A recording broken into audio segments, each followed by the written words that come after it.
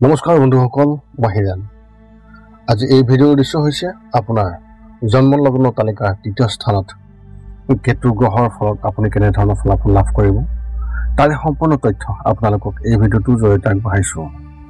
প্ৰথমে মোৰ চেনেলটো ছাবস্ক্ৰাইব কৰি ল'ব, যাতে মোৰ পিছৰ ভিডিঅ'বিলাক আপোনালোকে সহজে লাভ কৰিব পাৰে। লগতে মোৰ ভিডিঅ' যদি ভাল লাগে তেন্তে লাইক আৰু শ্বেয়াৰ কৰিব, কমেণ্ট কৰি আপোনালোকৰ মনোভাৱ প্ৰকাশ কৰিব। এতিয়া মূল বিষয়লৈ।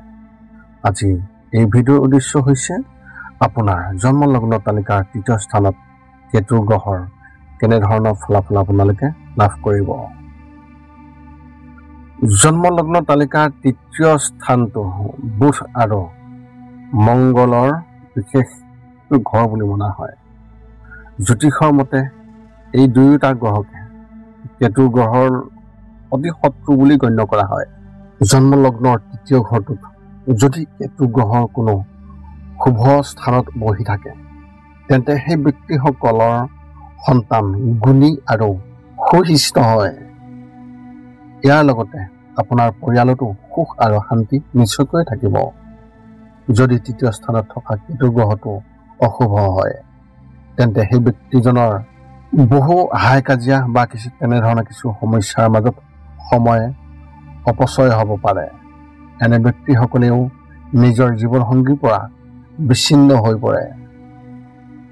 জ্যোতিষত কেতু গ্ৰহ এটা নিষ্ঠুৰ গ্ৰহ, কিন্তু যদি কেতু ৰাশিফলত অতি শক্তিশালী হয় তেন্তে ইয়াৰ ভাল আৰু বেয়া ফলাফল নিশ্চয়কৈ পায়।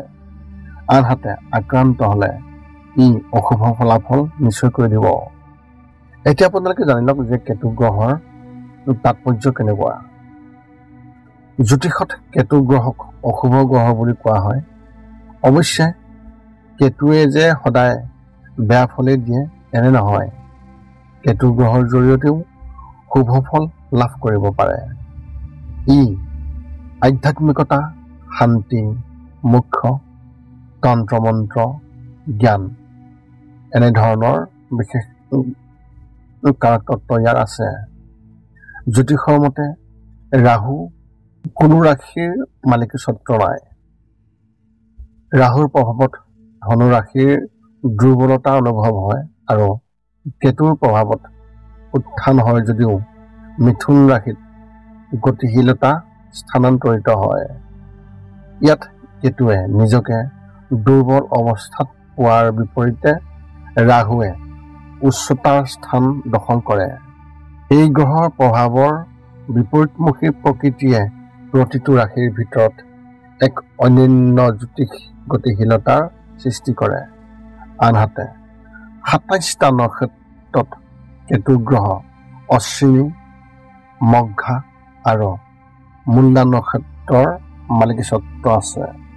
ৰাশিফলৰ তৃতীয় ঘৰটোৱে ভাই ভনী, বুদ্ধিমত্তা, দক্ষতা, কম দূৰত্বৰ ভ্ৰমণ অৰ্থাৎ ছুটি ভ্ৰমণ, ওচৰ চুবুৰীয়া, ঘনিষ্ঠ আত্মীয়, চিঠি বা লিখাৰ কামৰ বিশেষভাৱে ইয়াৰ অধিপত্যত আছে।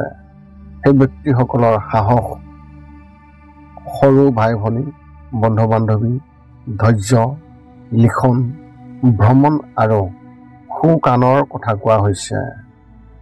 ৰাশিফলৰ তৃতীয় স্থানত ব্যক্তিজনৰ দৃঢ়তা, বীৰত্ব আৰু বীৰত্ব প্ৰদৰ্শন কৰা হয়।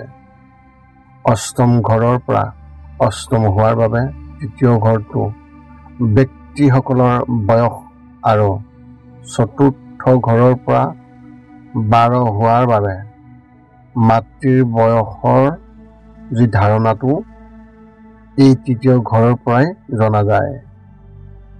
তৃতীয় ঘৰত অৰ্থাৎ তৃতীয় স্থানত কেতু গ্ৰহৰ ভূমিকা ইয়াৰ বিষয়ে জানি লওক। তৃতীয় স্থানত অৱস্থিত কেতু গ্ৰহটোৱে সেই ব্যক্তিসকলক মিশ্ৰিত ফলাফল দিয়ে। ই সেই ব্যক্তিজনক শক্তিশালী কৰাৰ লগতে ধৈৰ্যশীল কৰি তোলে। এনে ব্যক্তিসকল দান বৰঙণিৰ কামত অধিক বিশ্বাস কৰে। সেইবাবেই এনে ব্যক্তিসকলে দাতব্য পুৰুষৰ সংগ খুবেই ভাল পায়। এইসকল লোক ধনী হোৱাৰ লগতে সফল হয়।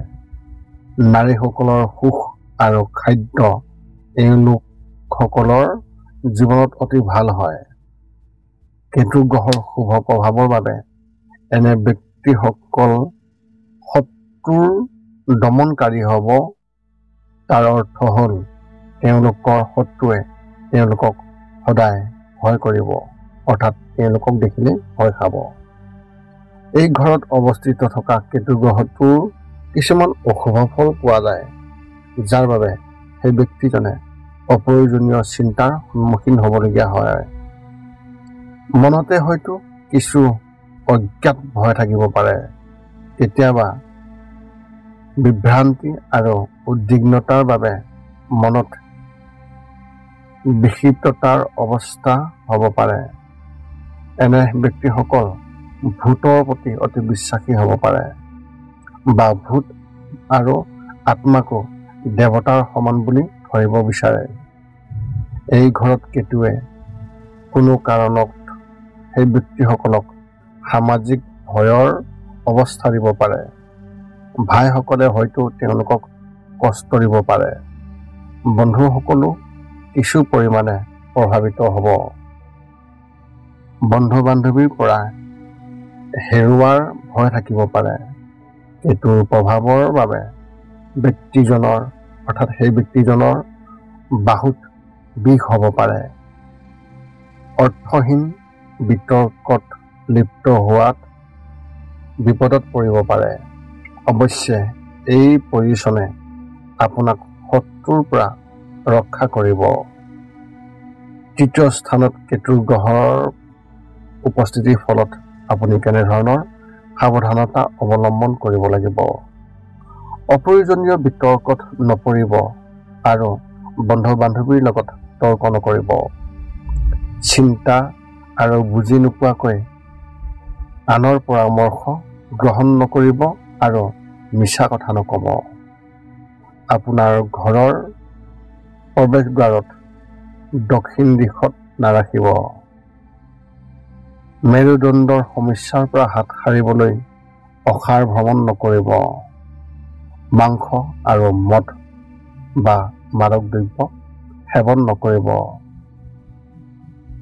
তৃতীয় স্থানত কেতু গ্ৰহৰ উপস্থিতিৰ ফলত আপুনি আপোনাৰ কেৰিয়াৰত কেনেধৰণৰ প্ৰভাৱ পাব তাৰ এই তথ্য জানি লওক। জ্যোতিষৰ মতে কেতুক তৃতীয় স্থানত উপস্থিত থকাটো সেই ব্যক্তিসকলৰ কেৰিয়াৰৰ বাবে ভাল বুলি বিবেচিত হয়। নিৰ্ভীক আৰু সাহসী হোৱাৰ বাবে এনে ব্যক্তিসকলে ৰাজনৈতিক কামৰ প্ৰতি অধিক আগ্ৰহী হয় আৰু কৃতিত্বৰ লগতে জনপ্ৰিয়তা আৰু সফলতাও লাভ কৰে। সেইবাবেই এনে ব্যক্তিসকলে আনৰ ওপৰত নিয়ন্ত্ৰণ বজাই ৰাখিবলৈ কঠোৰ পৰিশ্ৰমৰ প্ৰৱণতা গ্ৰহণ কৰে। উপসংহাৰ হিচাপে আপুনি জানি লওক যে তৃতীয় স্থানত থকা কেতুৰ স্থিতি সেই ব্যক্তিসকলক কেৱল শাৰীৰিকভাৱে সুস্থ, জোৰদাৰ, সাহসী, উদাৰ হোৱাই নহয়, এনে ব্যক্তিসকলকো বুদ্ধিমান আৰু সমৃদ্ধিশালী কৰি তোলে। ইয়াৰ বাহিৰেও এই ব্যক্তিসকলে কান্ধ আৰু বাহুৰ লগত জড়িত সমস্যাৰ সন্মুখীন হ'বলগীয়া হ'ব পাৰে। ইয়াৰ উপৰিও তৃতীয় স্থানত থকা কেতু গ্ৰহই এই ব্যক্তিসকলৰ মাজত মানসিক বিকাশ আৰু আশাহীন মতাদৰ্শনৰ অৱস্থাৰ সৃষ্টি কৰিব পাৰে। আপোনাৰ মনত এতিয়াও যদিহে জ্যোতিষ সম্বন্ধীয় কিবা প্ৰশ্ন আছে, তেন্তে আপুনি আমাক আপোনাৰ প্ৰশ্ন আমাৰ এই ভিডিঅ'ৰ তলত কমেণ্ট কৰি অৱগত কৰক আৰু আমি আপোনালোকৰ প্ৰশ্নৰ উত্তৰ দিবলৈ আমি সকলো সময়তে সাজু আছোঁ। ই আছিল আপোনাৰ জন্মলগ্ন তালিকাৰ তৃতীয় স্থানত কেতুদেৱৰ উপস্থিতিৰ ফলত আপুনি কেনেধৰণৰ ফলাফল লাভ কৰিব তাৰে সম্পূৰ্ণ তথ্য। যদি মোৰ ভিডিঅ'টো ভাল লাগিল তেন্তে লাইক, শ্বেয়াৰ, কমেণ্ট কৰিব আৰু চেনেলটো আপোনালোকে ছাবস্ক্ৰাইব কৰি থ'ব, যাতে পুনৰ অন্য এটা ভিডিঅ'ৰ জৰিয়তে আপোনাৰ লগত আমি সম্পৰ্ক ৰাখিব পাৰোঁ। পুনৰ লগ পাম অন্য এটা ভিডিঅ'ত। আজিলৈ ধন্যবাদ।